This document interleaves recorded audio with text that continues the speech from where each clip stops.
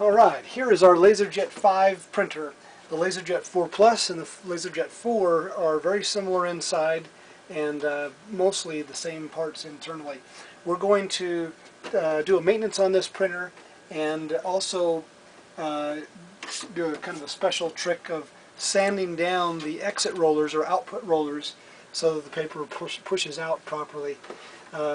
A lot of times technicians will just replace this assembly for about $50 to $60, but having a small heavy grit sandpaper, really strong sandpaper, will sand them down, get the gloss off these rollers, and you can do that on any HP printer where they have the hardened black rollers with a gloss on them, and that will save you the $50, $60.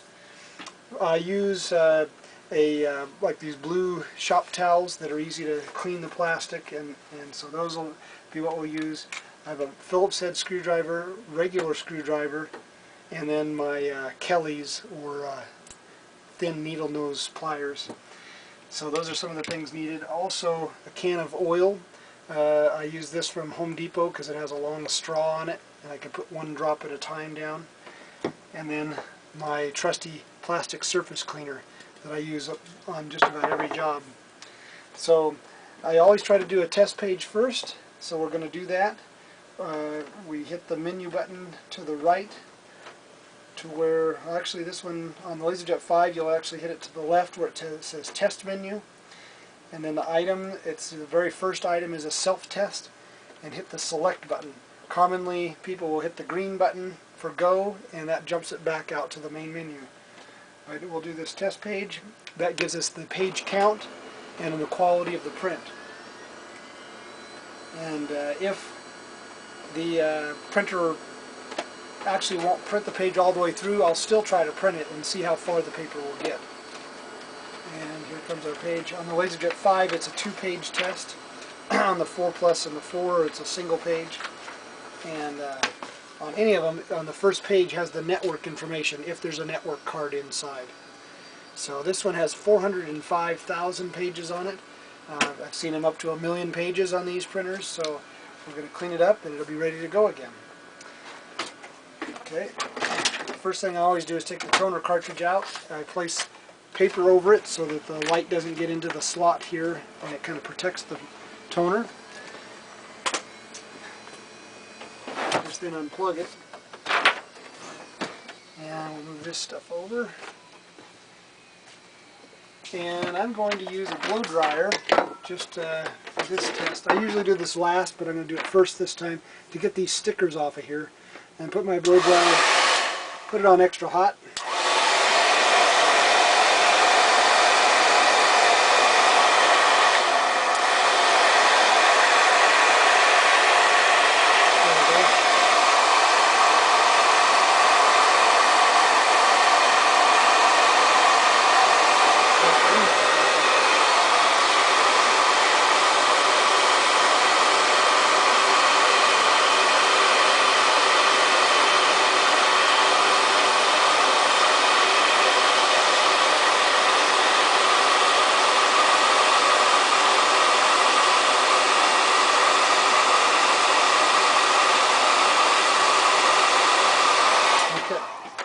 This is a sticker that usually says void underneath it and leaves a big void name on my printer, but of course that's only for the people who had it originally, and I'm refurbishing this to resell, so we don't need any of those stickers on it. I'm going to take the top off by undoing the 3 screws, 1 in the front and 2 in the back. And on the Laserjet 5 you also have the side door which has a screw in it. I don't know why they went to that. It was just as good to have the doorway that just popped right off. That was nice. But there's a screw here. On the Laserjet 4, you actually have to open up the side panel, pull it off, and the little screws underneath the side door. And then there's a screw right there. Okay, that's where my magnetic screwdriver comes in handy. And then I use my regular screwdriver to, doesn't want to stay shut. go to the front, and oh yeah, I forget. On the 5, I've got to undo this screw and undo the side panel that way. Maybe they did that so that it would be harder for someone to steal memory out of these printers. They actually would have to physically unscrew the side. I'm going to undo that now. It's just the memory door. I'll take it off. Get it out of the way. Now, I'll go to the front. I'll actually take the back, undo the back there, and then there's 2 little rectangular slots here where there's hooks, and we put our screwdriver underneath one.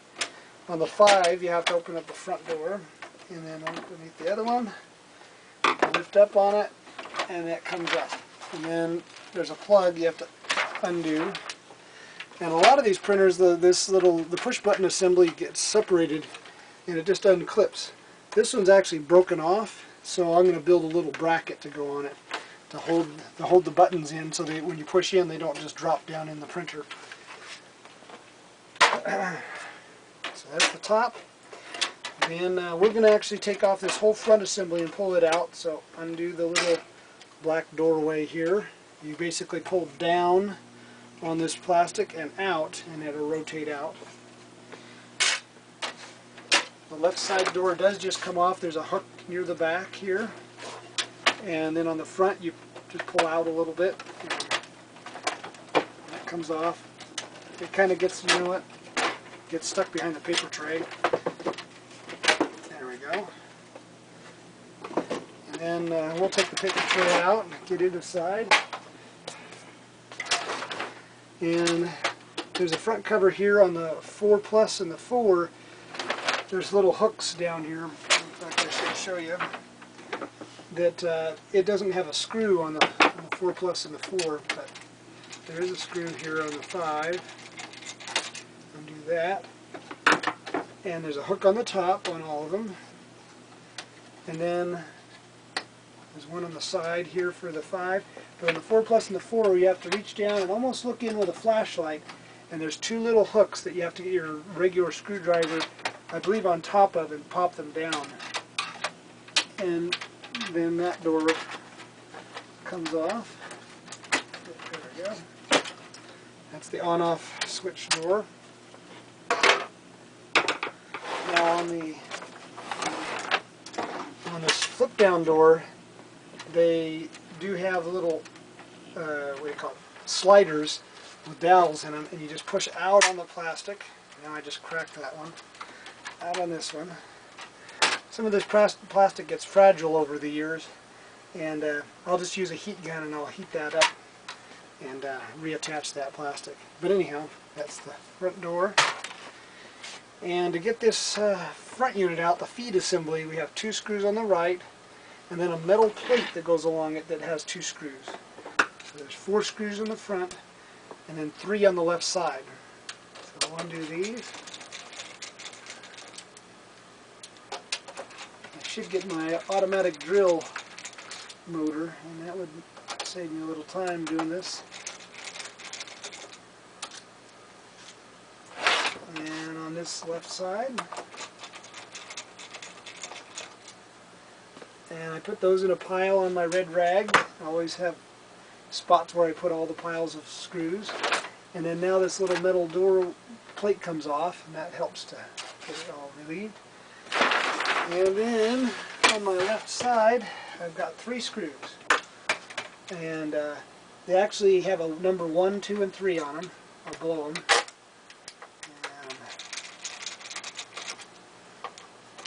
And 2, 3. Okay. Now, last thing to do is undo the ribbon cable or the wiring, wire harnesses.